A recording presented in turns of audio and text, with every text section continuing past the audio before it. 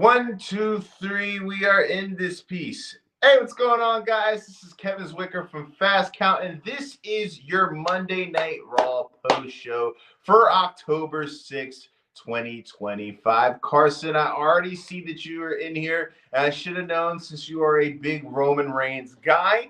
You think that they already made Roman Reigns boring? The guy just came back last week.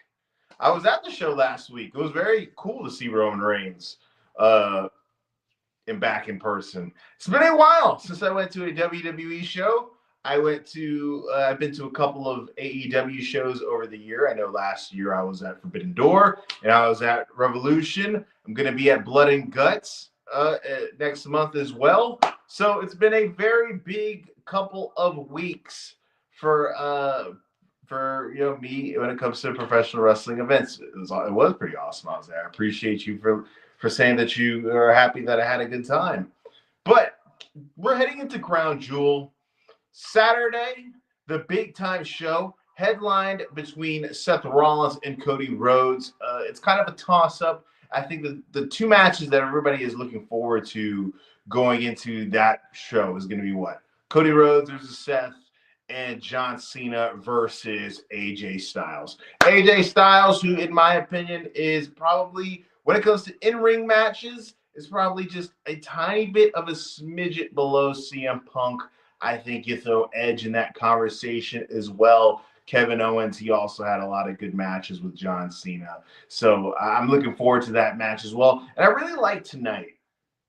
It's felt like over the last several weeks that the show has kind of been a little bit repetitive. We've seen a lot of the same things. I know that when you saw the show coming into the show tonight, at least for me, seeing the card having Lyra versus Roxy again, seeing the fact that we're going to have more than likely an interaction between Roman Reigns and Bronson Reed again, I was like, same old, same old. Can we get something new? But what we saw, especially in the segments that featured Paul Heyman and Seth Rollins in the back, I feel like we had enough of the new stuff, intertwined with the things that we've already been familiar with, that kind of invigorated the show a little bit and brought some new life into it. And before we get into the show, just want to make a house cleaning type of announcement. If you guys don't know, because there's a lot of new viewers that come in and out of the channel, I don't just do on-screen content. I also have an editing business when it comes to creating content as well, Zwicker Media Group. And today, I'm rocking my New York Knicks shirt, not simply off of the fact that because they are going to win the NBA championship this year, fingers crossed, but I have also now become a member of the Knicks Fan TV editing staff. If you guys don't know what Knicks Fan TV is, it is the biggest Knicks content YouTube channel on the platform. So, and with that being said, with basketball having 82 games out of the year and basketball having a lot of prominent games on Wednesdays, which is what? Dynamite, right? On Mondays, Raw. I don't know how the future of this channel, these post shows are going to be affected because it's still working out the schedule when it comes to those things. So if anything changes, I'm going to announce it. But to be honest with you guys, just turn back the curtain a little bit. The lives are probably the least viewed things out of everything that I do, but I don't do them because of the views, to be honest. I do it because I love them, and I do it because this is an opportunity for us to just kick back and talk professional wrestling, and I don't want to give these up. And if there's going to be a way to where I'm going to be able to try to interweave my time between editing for them and doing this, I'm going to do it because there's no way, if I can help it, that we are going to give these up because I love them. The segment with Paul and Seth is back is the best part. Yep, I believe so as well. Thank you, Carson. It is a humongous experience. Within the last couple of months that I started, man, I do, and I'm not saying this to brag because that's not what the intention is, but like I've been able to sit there and land jobs with the biggest WNBA content creator, the biggest New York Jets content creator and now the biggest New York Knicks content creator in the last several weeks, which is freaking amazing, right? And it wouldn't have happened if it wasn't for this channel. And this channel would be nothing without you guys, to be 100% honest. So I thank every single person who watches, because like I said, if it wasn't for you guys, there's no way these opportunities would be coming my way. But let's start from the beginning of the show, right? The beginning of the show kicks off with Roman Reigns. If you guys saw last week, you saw Roman Reigns made his triumphant return in the main event of the show. And we've been getting these teases of Jey Uso over the last several weeks. This isn't the same jolly yeet man that we are, been seeing over the past year. They're adding new layers to Jey Uso, a little bit more of a dark side. And it's kind of in a position where it's like we still see the good guy, babyface Jey Uso, when he's coming down through the crowd, doing the yeet motion with the kids. But we also see, these little sneaky moments. If you guys remember several weeks ago, we saw Jey Uso on the phone. We never got revealed who that was, but it was kind of portrayed as if it was Roman. And we see Roman Reigns kick off the show, and before he can even really get in anything, he's interrupted by Bronson Reed and Paul Heyman. Whoa, something we've never seen before, right? And we see Paul Heyman, and he tells, he asks Roman Reigns, he's like, I don't know who's been wise manning you, ever since you broke my heart at WrestleMania. You're basically saying that Roman Reigns isn't doing his own introduction right. And he gives Bronson Reed the tribal thief interruption. For me, man, Bronson Reed going into Australia, you kind of knew certain individuals were going to have high-profile matches on that show, right? Knew Rhea Ripley was going to have a high-profile match. You knew somehow, some way they were going to put Bronson Reed in a high-profile position. Grayson Waller, I guess screw him, right? But you knew at least Rhea and Bronson were going to get high-profile spots on the show. And you see Roman Reigns, he gets his father and his uncle mentioned by Bronson Reed. You guys don't know. I'm sure you guys all know by now, but they are the Wild Samoans. And he says, Paul Heyman brings up the fact that, when you played football, you were never stretchered out. You had all these other matches and you were never stretchered out. And you haven't been in a position where you got a brutal beatdown before, after, or before, since you got that beat down from Bronson Reed. Bronson Reed was the only guy to put you on a stretcher. And you see Roman Reigns, he challenges him. He says, I'll have a match with you any place, anywhere, any stipulation. Screw that up. And it is now set at Crown Jewel. We are going to be seeing Bronson Reed versus Roman Reigns in an Australian street fight. Now, I don't know what is the difference between an Australian street fight and a Utah street fight, or a Wyoming street fight, or a, New Haven, Connecticut street fight, but I guess it's a bit more brutal, right? I think that the right thing to do during that show would be to have Bronson Reed pick up a W. I think that he needs it a lot more than Roman Reigns does. I think that guys like Roman Reigns are made men. That's an expression that I like to use for guys like Roman Reigns, Cody Rhodes, guys who have been booked so strongly over the last several years that I don't think a loss is going to hurt them. Even if it was a clean loss, I don't believe it would hurt them. But I think what they're probably going to do is they're going to have Roman Reigns pick up the W. I think that Bronson picking up the W in his home country would do a lot for him and would be more productive in that way. But hey, we're going to see. But if I had to put my money on it, I'm going with the tribal chief heading out of Crown Jewel with the W. Please remember to hit that like button and subscribe if you haven't. Well, a Roman Reigns loss would hurt me. You're Carson. Don't be greedy. He's had a lot of wins over the years. My God. The wrestling business thrives off of making new stars. Roman Reigns is arguably a Mount Rushmore guy. he's good. Next, we get into a backstage segment with Asuka and Adam Pearce. Asuka, she's yelling at Adam Pearce in Japanese. Adam Pearce looks like he is very irritated and confused. I would be as well if I'm having a lady yell at me very loudly in an language that I have no idea what she's saying. And she's basically asking for a match with Kairi Sane and Io Sky for tonight. He's asking multiple times, and Pierce, he's like, I'm going to have to check to see if it fits in the show. And he walks off. Kairi comes, and she says, what's going on? And Asuka tells her, she's like, I got you a match with Io Sky. Kairi says she doesn't want to wrestle Io Sky because she still has faith that she can have Io Sky back into the family. She gets slapped by Asuka, and the match is set up for later on tonight. Io Sky, somebody who I have said on a couple of different occasions, I believe is pound for pound the best in-ring wrestler in all of WWE right now.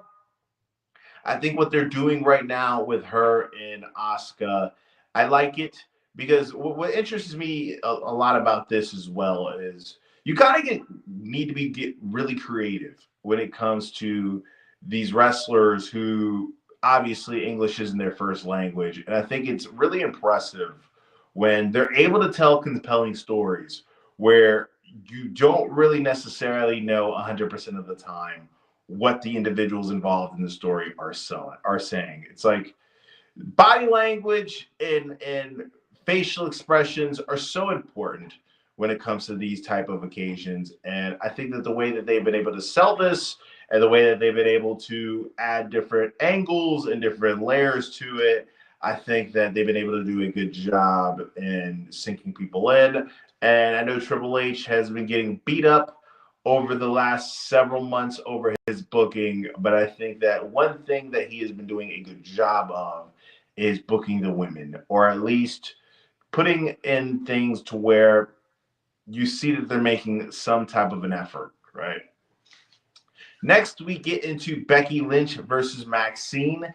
This is a match we saw several weeks ago, but it was more so not even really a match. It was more so just kind of an angle. But this week was a lot different, right? Maxine, I think I'm not alone when I say that she's a very attractive woman, but it takes a little bit more than that, especially now where you have all these different women who can go to where you could really, make a mark to where you could stand out. But Maxine came in, and Wade Barrett did a hell of a job throughout this match, really hyping it up, really going bonkers, and making it seem like it was, one of those moments like similar to the 1-2-3 Kid getting a victory over Razor Ramon back in the Manhattan Center days. Becky Lynch, somebody who I think that majority of us would say is on the Mount Rushmore of female wrestlers, or at least in the conversation of female wrestlers. Matches like this, and the match that she had with AJ Lee at WrestlePalooza, I think really emphasized that, right? You have Maxine in this ring, who's obviously not as experienced, especially due to the fact that they don't have house shows anymore where they can have these women or these individuals get more reps, and Becky able to make AJ Lee look as good as possible with her being gone so long. I think performances like this really emphasize the greatness of somebody like Becky Lynch. And throughout this whole match, you had a feeling like there was a possibility that we could see a big time upset between Becky and Maxine. And we saw Maxine pick up a W with a count out. Now, I know it's just a count out, but hey, her now having bragging rights saying that she was able to beat the women's intercontinental champion without having to actually pin her, I think that this was a big win all around the board for both of these women. And it has it to where Becky Lynch gets to save face by, having the argument that she didn't get pinned or submitted, yet it gives Maxine the rub by saying now that she has a victory over the Intercontinental Champion. So good piece of business between these two women in my opinion. Guys, some quick programming note. With tomorrow being they're not showing Dynamite on Wednesday. They are going to have Dynamite on Tuesday tomorrow. So we're going to go live after Dynamite tomorrow. It's going to go head to head with NXT.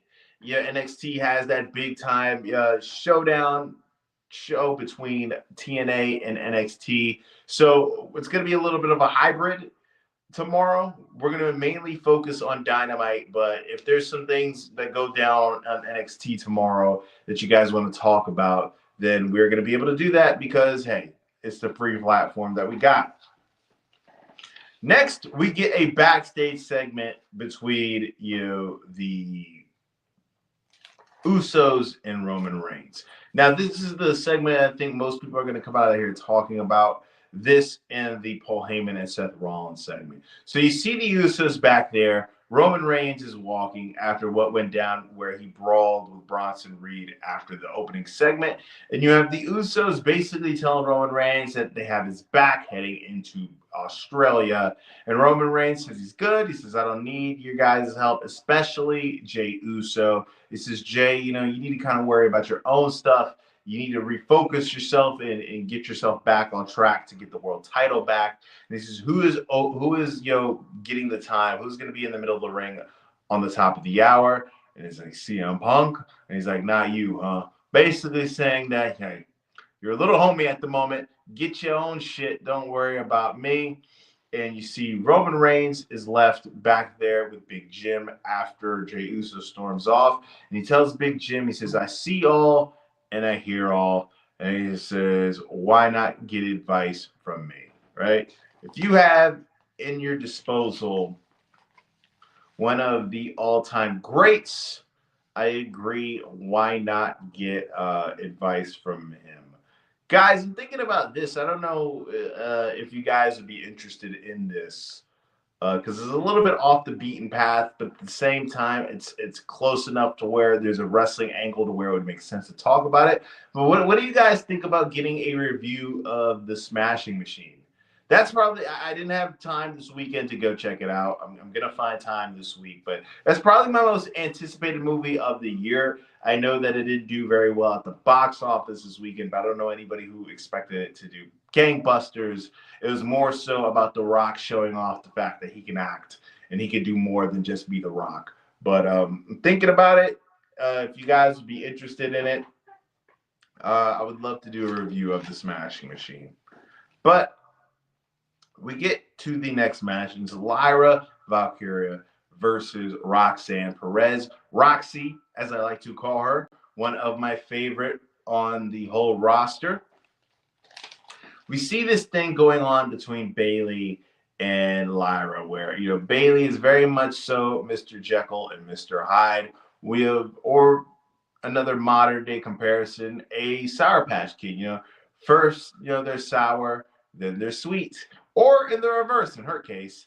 And Lyra, she is accompanied by Bayley to the ring. Roxanne Perez, she's accompanied by Raquel Rodriguez. And this is a match that we've seen on multiple different occasions, like I've stated before.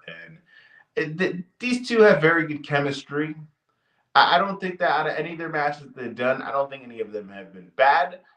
Obviously, none of their matches have been Ospreay versus Danielson, but I think that they have been able to produce high-quality stuff together. And there came a point where Bayley tried to assist in Lyra in winning the match. Raquel Rodriguez gave her a big boot for her troubles. Then we were able to see Roxanne Perez hit the pop rocks on Lyra. 1, 2, 3, Roxy gets the big W. Shout out Roxy. The recent Bayley segments are horrible and break kayfabe.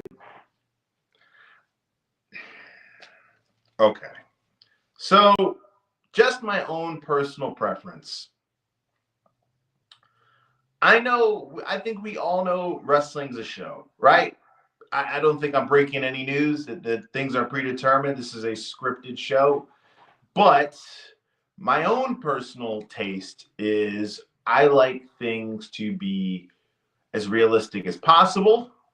I don't necessarily like the supernatural storylines or storylines like this where it's like splits personalities. I think it works on very rare occasions. Obviously, like The Undertaker, Bray Wyatt. I think those are individuals who it works well with, but I don't think all the time it works well. And the Bailey thing, I think it's very hit or miss. But one thing that I do like about it is that they're trying something different. I think I like the fact that they're trying some new type of storylines that aren't centered around the title. I think that's very important because we see on the men's side that there's multiple different storylines that don't involve the title. So I give them A for effort, E for effort. Look at me. Guys, E for effort. Guys, I did 8th grade twice. Don't come for me.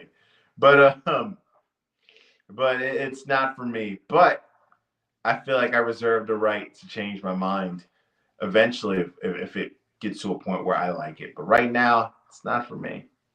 But I think the split personality thing is actually interesting. I just don't like the editing segments they do where they supposedly hear voices in their head. It was really dumb. Well, they need to give me a call, man. I can edit for them. I can edit for them. I don't have a professional wrestling client, which is crazy because I do professional wrestling content. So you would think if I was going to be editing for anybody, like the first person who I'd be editing for was somebody who does wrestling, or even edit for myself. Like you see, my own content is very minimalistic. I know how to do a lot of different things when it comes to editing, yet my own stuff is very minimalistic. But I think that's a part of the charm. At least that's the intention or what I tell myself. Next, we get into a video package showcasing the history between John Cena and AJ Styles, right? 4 or 5 years ago, when they were going to talk about if they were going to build towards this match, if John Cena's retirement tour was taking place 4 or 5 years ago, we would never seen a video package talking about how John Cena was running WWE and AJ Styles was running TNA at the time, and show actual footage of AJ Styles in TNA, let alone name drop them. I remember years and years when I'd watched TNA Impact, and I was one of those guys who watched it religiously every week uh, until they got to Destination America. Once they left Spike, that's when I never watched again for the most part. And I used to always see on the dirt sheets because TNA at the time when they would re-sign people, they would re-sign people like crazy short contracts, like 6-week contracts or like 6-month contracts. There was a running joke years ago, where Dixie Carter would tweet out, we have re-signed Bram. If you guys remember who Bram is. And you would see this tweet happen like every 6 to 7 weeks of we have reached an agreement with Bram, and you would hear all these rumors that AJ Styles' contract was running up. Same thing with Sting. Sting was signed like on a yearly basis. You would hear all these things like their contract was running up, and there's a possibility that they could go to the WWE. And every time you'd hear these dirt sheets come up and all these rumors, it would never happen.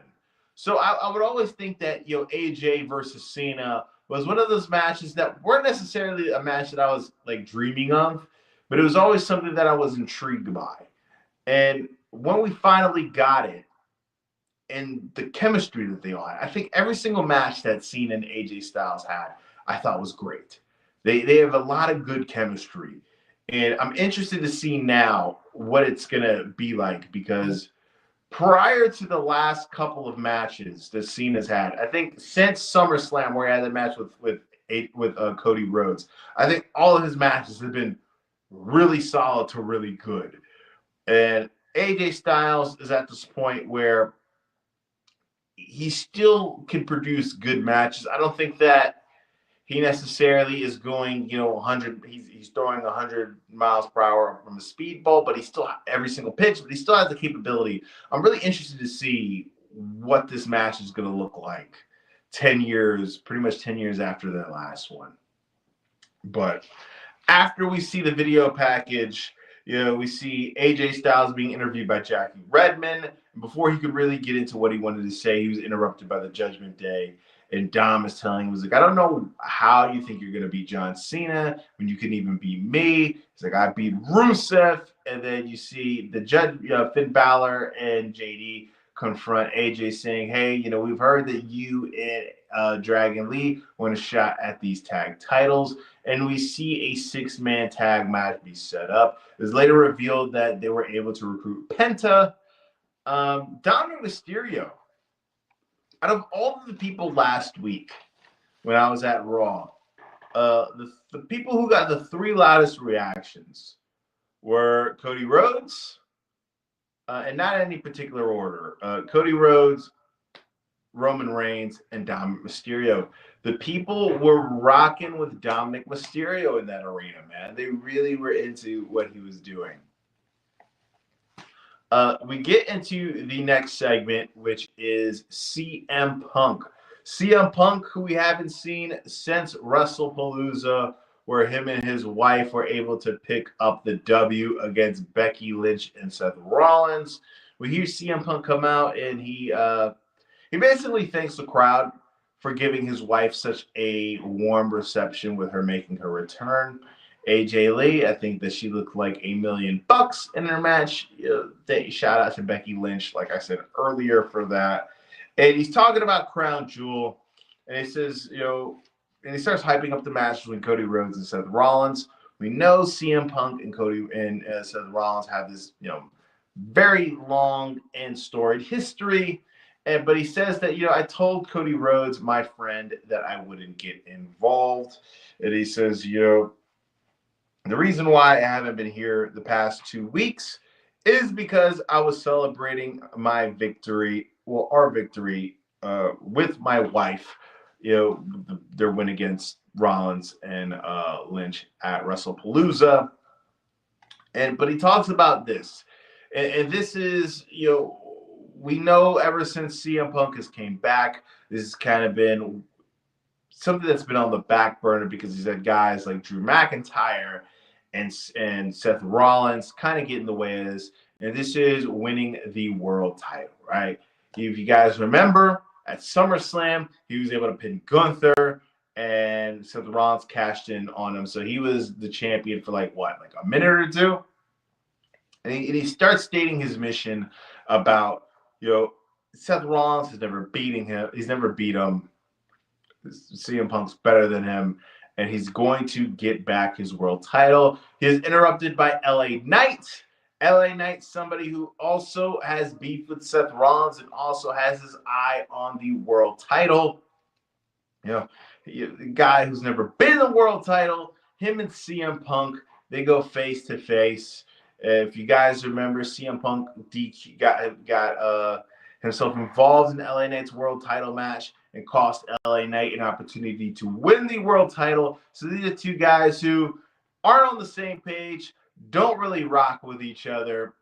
CM Punk gave LA Knight a brutal kind of a burn when, he talked about how LA Knight, he's never been pinned by Seth Rollins, and CM Punk has. And CM Punk responded with, well, you've never won the world title, which is something that I feel as if all these times that they're mentioning the fact that LA hasn't won the world title, that this is an opportunity for them to build towards him having that big time moment of capturing the world title. LA Knight, I feel like this is a little bit like 2 years ago. I feel like he was red hot. And when he had that match against Roman Reigns at Saudi, I thought, if there's going to be a moment to win the title, it's going to be this moment. It didn't, obviously, because they had a bigger storyline in place. But LA Knight's a guy who is, from a consistent basis over the last 2-3 years, has gotten to the point where people are behind him. But I agree with you, Carson. CM Punk constantly mentioning the fact that LA Knight hasn't won the world title, kind of making them look like a jabron. LA Knight really struggles on the mic. What's so funny? I forgot who I was with. I forgot. I think it was a female friend, but she was over, and I was doing my notes for, I don't remember if it was Raw. I think it was an episode of Raw. I was doing my notes for Raw. And LA Knight was in the middle of the ring, and he was doing a promo. And she knows zero about professional wrestling.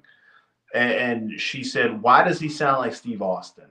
If you guys remember, that's something that really was kind of this albatross around LA Knight's neck, where everybody was kind of talking about how he sounded like Steve Austin or was trying to sound like The Rock.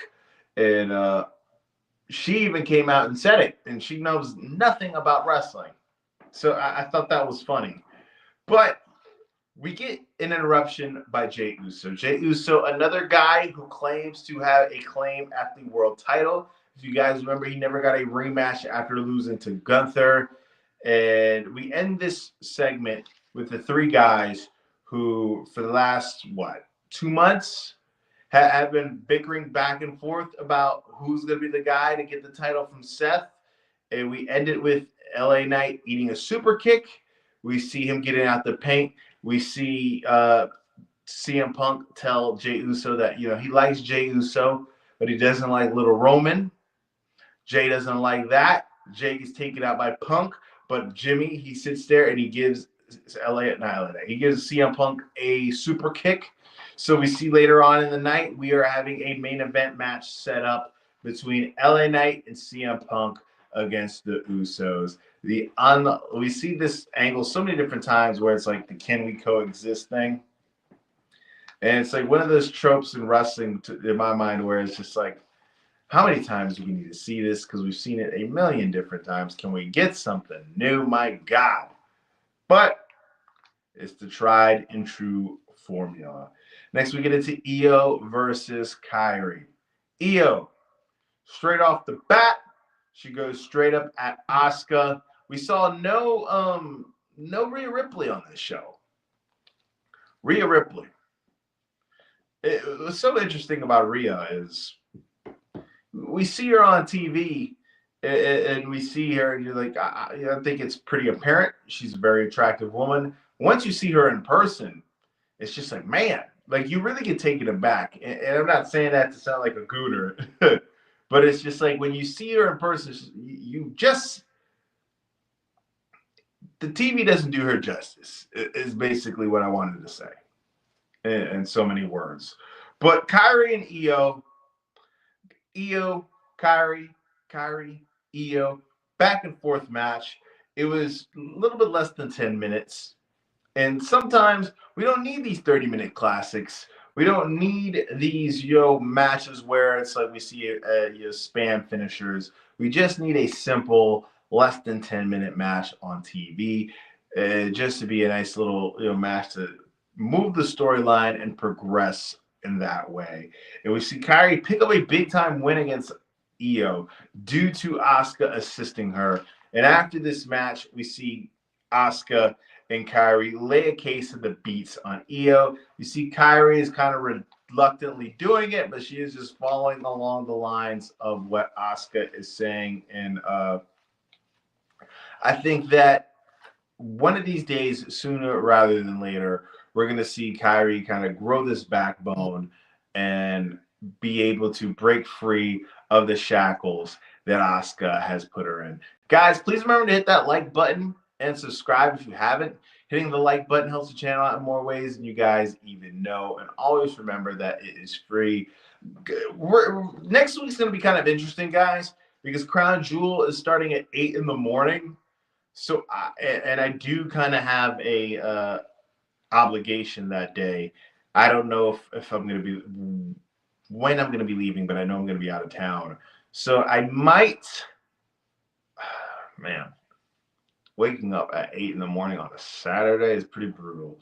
But I think that I have somewhat of an obligation to watch the show that morning, and as soon as it's over, pop on that live. Raw on Monday starts at 8 a.m. Also, that I won't be able to do a post show immediately following it because I got a day job. Too many jobs, man. Editing this and my day job, too much. There's not enough time, not enough hours in the day.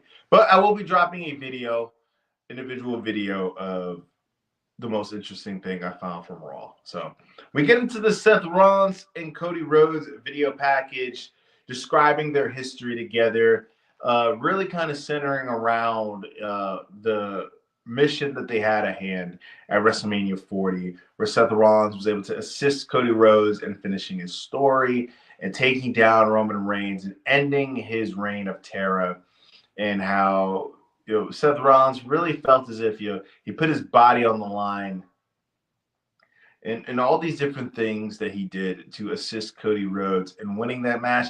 And guess what? So a couple of months later, we see Cody Rhodes and Roman Reigns teaming up at Bad Blood. So he felt as if he did all of that for nothing.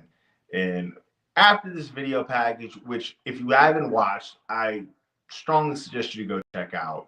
We see Seth Rollins kind of in the locker room back there. Becky Lynch, she is pacing back and forth, frustrated as to what went down with her match with Maxine earlier. But you see you see Seth Rollins and Paul Heyman, and Seth Rollins tells Paul Heyman that he needs to talk to him about something. And Seth Rollins asks Paul Heyman, he's, what if I lose? What if I can't beat Cody Rhodes? You see Paul Heyman multiple different times repeating that, you're not going to lose. It's impossible. And you see Seth Rollins just stop him, and he says, Paul, what if I lose? And Paul just breaks it down to him, and he says, if you lose the faith of the locker room. You lose the faith of Braun Breaker. You lose the vision. You lose all credibility. You basically, you put at risk of all this stuff around is crumbling. And you see Seth Rollins tell him, he's like, all these things that you said, you failed to mention one thing. Where do you fall on this occasion? If I lose, what's up with you? And Paul, he said, well, I'm your secret weapon. He's like, no, I asked you a straight up question. I need a straight up answer. What happens with us if I lose? And Paul Heyman tells him, he's like, if you lose, I'm really going to be questioning my decision as to why I chose you over Roman Reigns. Good stuff, man. Really good stuff. Really good stuff. And then we see in the back Roman Reigns and Jimmy Uso and Jey Uso again. You see Jimmy basically trying to play peacemaker and telling Roman Reigns that, you hear and see all what I hear and see all too. Basically trying to, play the mediator. And Roman Reigns tells something, which I thought was cold. This is mad cold, because basically, for me, this was Roman Reigns saying, there's levels to this shit. He says, after Jey Uso won the world title, he became more like me than he was like you. Basically telling Jimmy Uso that you don't know shit about this world championship shit. Which was pretty cold. I don't do it justice, man. When I say it, it doesn't sound as cool and as cutthroat as when Roman does. But man, this was some good stuff. We get into the 6-man tag match: Penta, Dragon Lee, and AJ Styles versus the Judgment Day. AJ Styles has something he wants to get off his chest, but he's interrupted by the Judgment Day. Pretty back and forth match. It was standard for the most part until we got to the end, where Rusev came into it. If you guys remember, Rusev was kind of screwed out of his match against Dom last week. Rusev causes a distraction, gets his hand on Dirty Dom. JD eats a Styles clash. The good guys win. They see AJ Styles. He gets on the announcer table, and he talks about his match with John Cena. Says, the last time we're ever going to do this. He's like, this match doesn't need a story. It writes itself. And he's like, and it's going to kick ass. Kick some ass. AJ, Cena. Oh, my goodness. I'm excited. I'm excited for that one, man. It's a good show. I think that people are going to be really coming out of Crown Jewel. I think people are going to be really excited. I got an email today. Since I went to the WWE show, and I've been to AEW shows, Usually, you know, when they have big shows, both, you know, since I'm on the email list, both of them email me about, you know, letting me know, right? And so they emailed me today about trying to go to John Cena's last match, right? And it said, hey, we got these packages that you know are selling out really fast. Hey, just letting you know if you're interested. And there was when I saw the prices of those packages, I was just like, sheesh. There's one package that you get to sit in the suite and you get some food. I think you get to meet John Cena, and it was like 8 grand. And I was like, oh my god, and that's just you. It's not it's not like you and like your mom and your dad, or like you and like your girlfriend and your buddy from high school. It's you. That's it. 8 grand for you. So like if you guys like if you let's say your girlfriend and your buddy from from the football team that you guys played together in high school and his girlfriend, you guys are spending what, 32 grand to be in that suite for Cena's last match? It's pretty nuts. I haven't even checked to see what it would have cost to get into the show. You know, DC is maybe a little bit under 5 hour drive from where I'm at, which is very doable. I've driven 5 hours, for stuff that really interests me. And but for that, I don't think that I don't edit enough people to spend. I don't edit enough people to make money to do that. Got to start editing some more, right? Work myself to the bone to hopefully get to John Cena's last match. But we're here. Finally, main event time. The Usos versus LA Knight and CM Punk. Arguably three of the biggest names in the whole company at the moment. And we knew that there was going to be some shenanigans, or there was going to be kind of some one-upsmanship between LA Knight and CM Punk. I live in DC, so we'll probably go and buy tickets at the last second at discount. Ah, cool. I would like to go. My brother was a huge John Cena fan. Me and my brother were 7 years apart.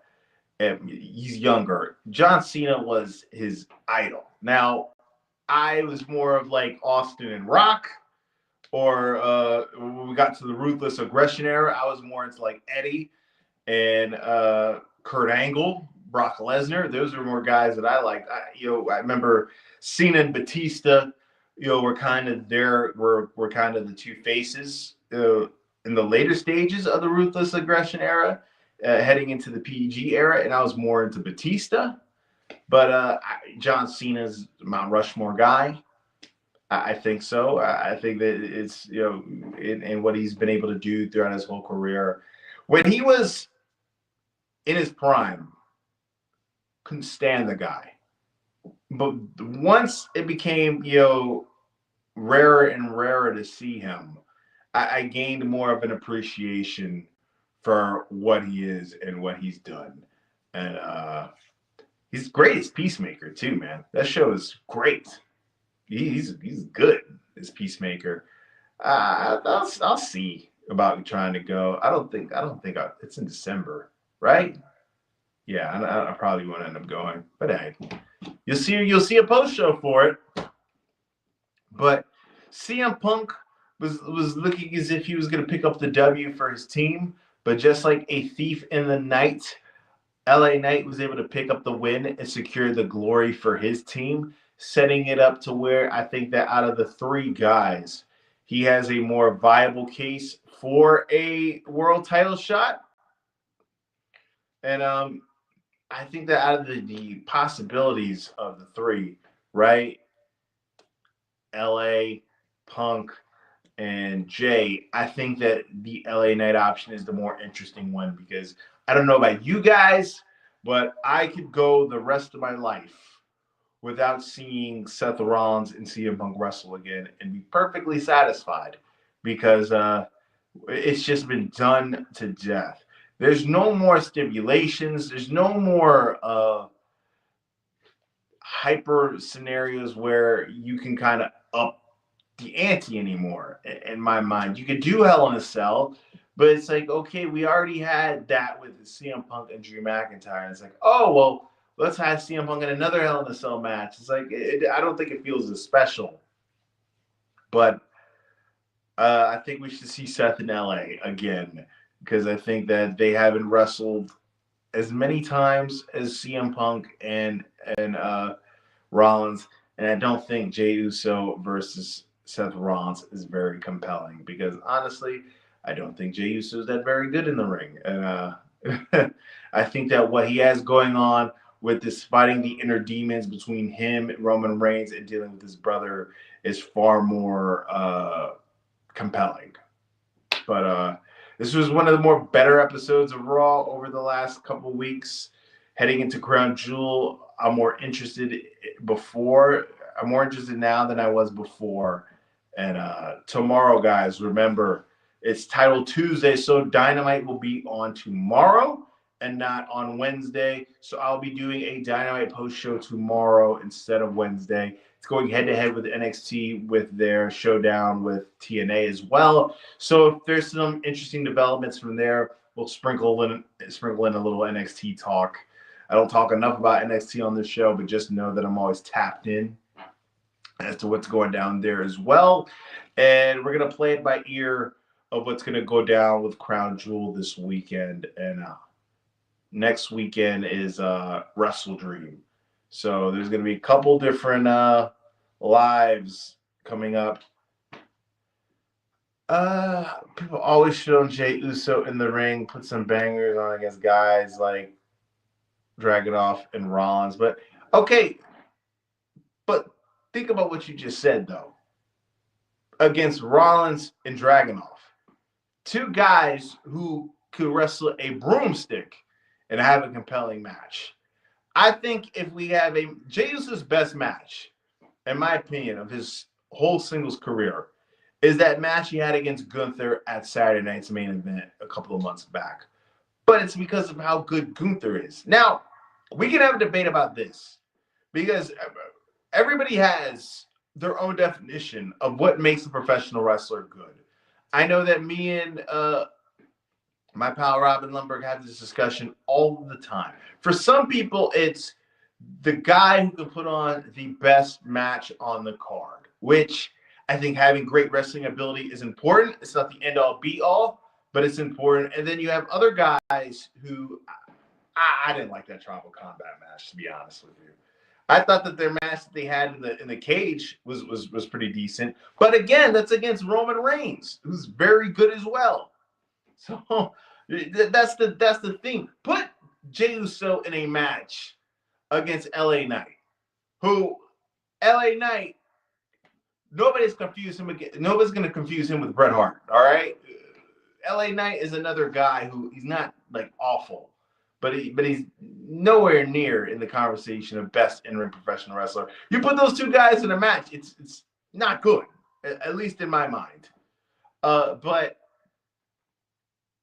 I've had this thought over the last couple of years where, because I know a lot of guys like Warrior and like Goldberg are like the poster child of like bad wrestlers. But if you think about what's the purpose of the professional wrestling business, it's who makes the most money.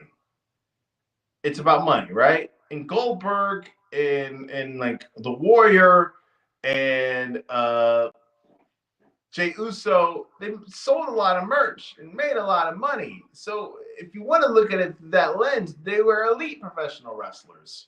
Same thing with Hulk Hogan. So it's kind of just the way that depends on how you look at it. What about Solo? You like Solo? I don't think Solo is that good either.